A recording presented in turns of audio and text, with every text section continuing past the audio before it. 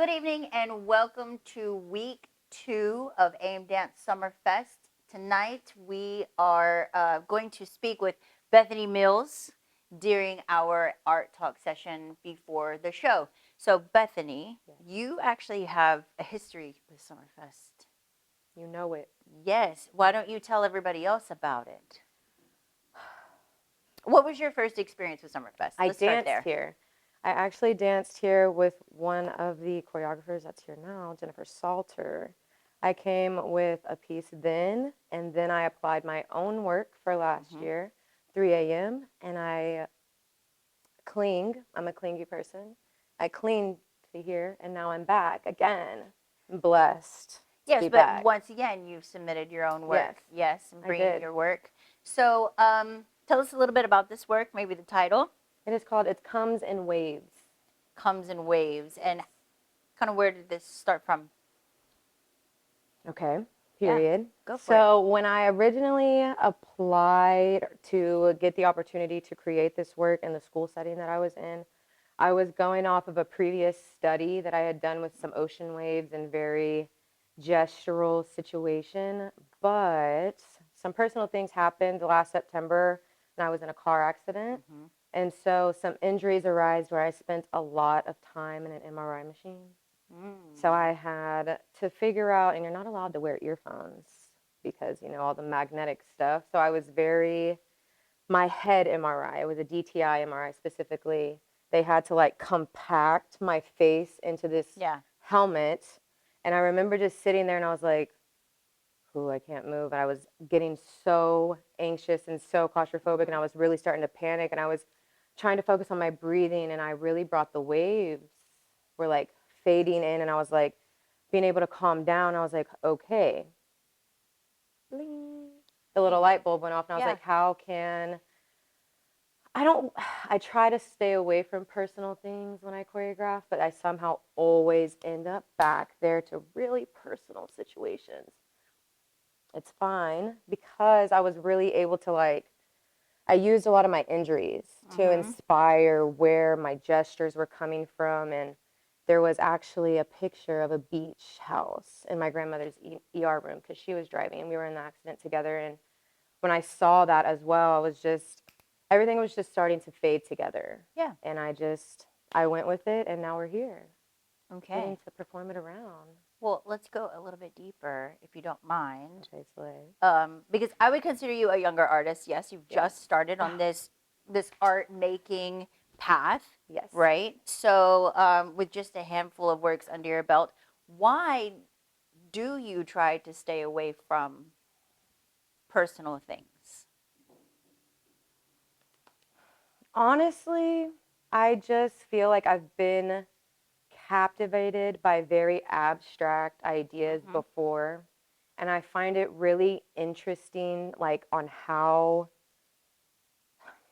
Okay, there was a piece that Laura Harrell and Travis Prokop did. It was a box dance. And I remember being so what? Like, what is this? Yeah. I was like, boxes, but boxing. And I was thinking of all these things. And now, as I'm a little bit older and a little bit more matured and the abstract kind of mind thinking, I just really strive to be able to dig deep like that one day and to take something that seems common or basic and transform that into something. But it's a lot more, it's just so much more comfortable for me to lean on I'm a very emotional person. Yes. Well, I mean, most artists, right? Oh, slay. I'm glad to hear that. We feed from I'm ourselves. glad to hear that. Right. I mean, that is the artist experience, is it not? It is self-expression. It's being able to observe the world, bring it in, put it back out. Yeah. Yeah. So, I mean, as a creator myself, that is kind of the idea, is that you have this experience or you witness this experience. It's your interpretation of it. But then how do you take something so personal and make it universal? Yeah. Because you don't know who your audience is going to be, right? But I also feel when I'm presenting something personal, I get a lot more judgmental of myself because once I'm putting it out there, I'm like, I might be reading it one way and I might feel sentimental one way, and I'm sitting here and I'm watching it and I'm just like, I I've become a lot more aware of how an audience perspective is. Mm-hmm. I don't think I was necessarily, when I was younger, too concerned about things like that. I was Yeah. very just, okay, and it's Okay, this slayed. is my art. Yeah, and Yeah. it's slayed. And I do strive to keep that confidence moving forward, Right. but I do try to, it's just hard to take that audience perspective on something when it's coming from such a personal place. Mm-hmm. And then I'm like, ooh, is it too personal? Is it even reading personal? Is it reading, did I go too personal? I Yeah. get really involved, Mm. invested. Well, then my next question would be, as an artist Hmm. continuing to create, starting to think about the audience, what do you think that the role, what is the role that the audience plays with you in your work? What is that relationship, that cyclical? Because it is, I mean, it's a give and take. You're giving and providing and feedback. So what do you, if you had to define that relationship with the audience, or, I mean, is the audience important to you? Kinda. I Yeah. will say I do feel the audience is important to me. I feel like having a competition background and a studio background, Mm-hmm. those opinions and how people feel about something has always been there. So Mm-hmm. I'm trying to break the wave of like that doesn't those comments and opinions don't define Yes. me and define what the work is and define what it is, but they have meaning and I Mm-hmm. do care and I value what's coming across and Mm-hmm.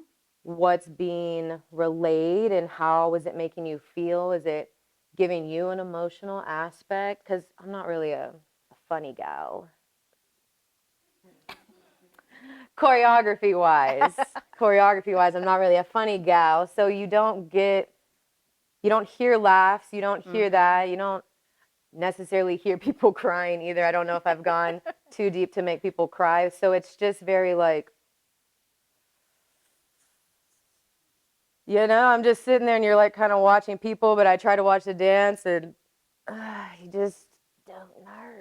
You Yeah. don't Yes. know how they're Yes. taking You it. You don't. don't know. You don't know You don't how know they're if they're taking it. even like Yeah. daydreaming, like, man, I'm starving, or if they're really like, what's going on? Or if they're just, dang, when is this going to end? Right. Well, and I'm I'm not a going mind to reader. presume that it is absolutely a combination of all of the above. Yeah. Anxiety. If you know your audience, right? Yes. It is typically Yeah. a combination of all the above.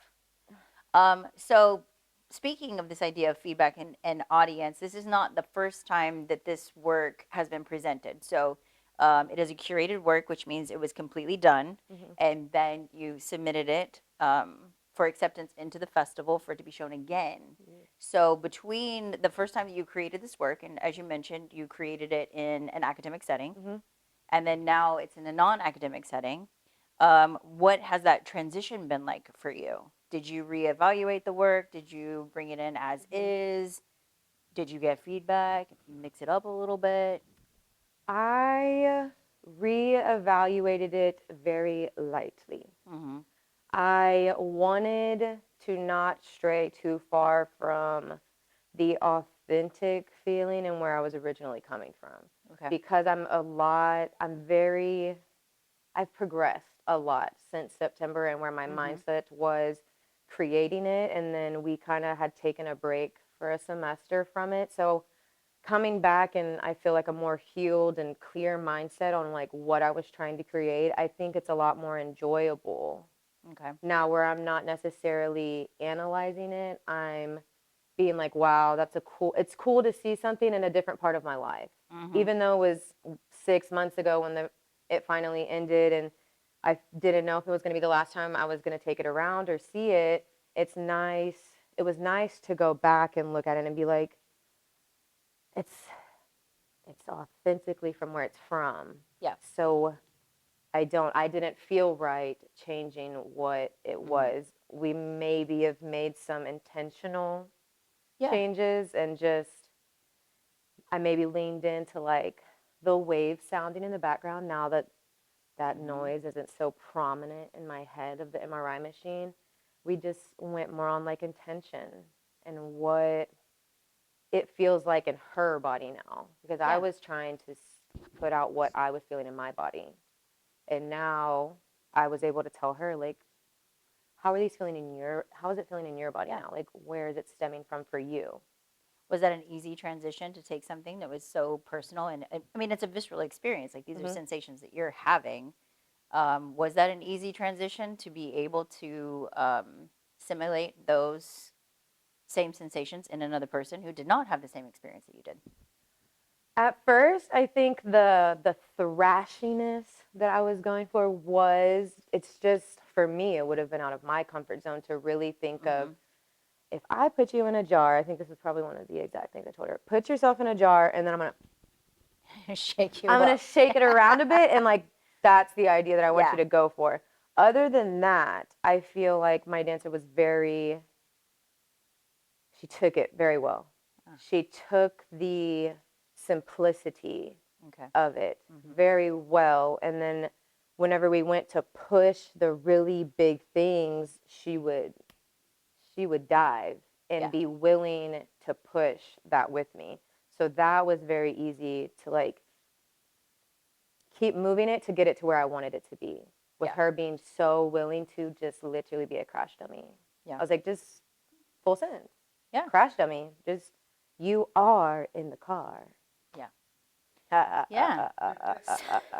Dark humor there, but Right. it's okay. And she's not funny, folks. Yeah. So, as a part of Summerfest, right, we have the work, but you were also able to teach while you were here this year. So, tell me a little bit about that experience, multiple ages, multiple levels, and what is that like as an educator coming in?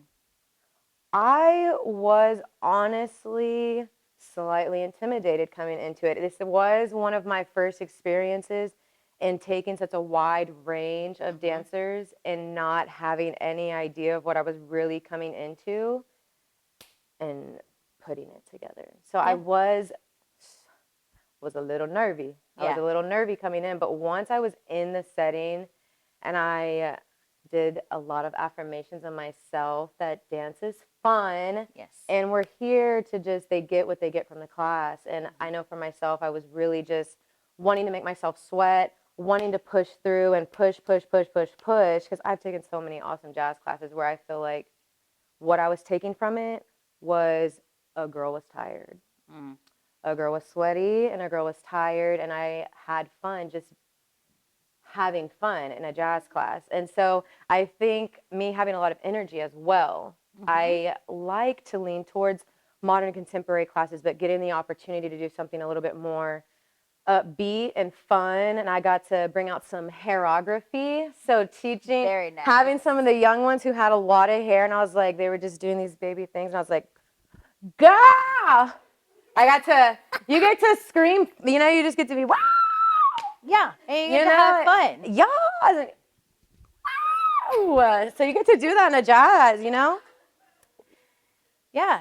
I So had a lot of if fun. You, yeah, if it was you a lot could- of fun for me If you can sum up your experience this year, because like you said, this is your third year. You came as a performer. Last year you came as a choreographer. Yes. This year a choreographer and an educator. Yes. If you could sum up this year in one word, what would it be?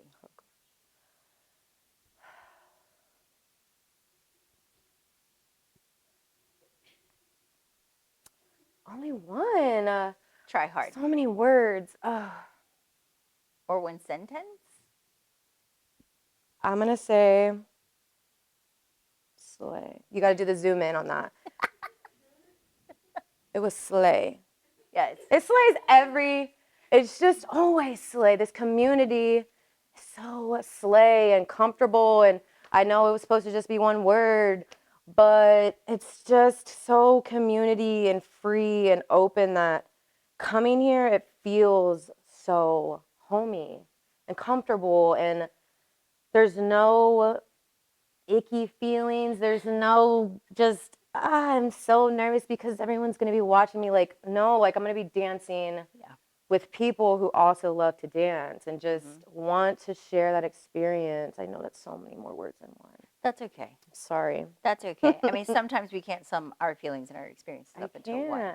That was a hard challenge. Not when it comes to such an experience like this. Like, this is more than just just a one-day affair. It's multiple days in a row. Like, even though I was just here for 2 days, but I also was here last weekend with another choreographer, Jamie Williams, and dancing in her piece, and being here multiple days and knowing that there's a whole week going on here and there's a whole shebang happening. There's a lot of things. Like, we've been emailing for months. I mean, this has been Yeah, this has been such a long process. I think when it finally comes down to it, it's just there's no way to put it into one word because this has been a process. And I know the work that I've put in, it's like quadruple bazillion on y'all's end. So it's just, I appreciate everything that has been Thank you. applied and Yeah. given to me. We appreciate you making the effort to come back and to keep coming back. Yes. To thank you. Keep bringing me back. Thank you very much, Bethany. Slay!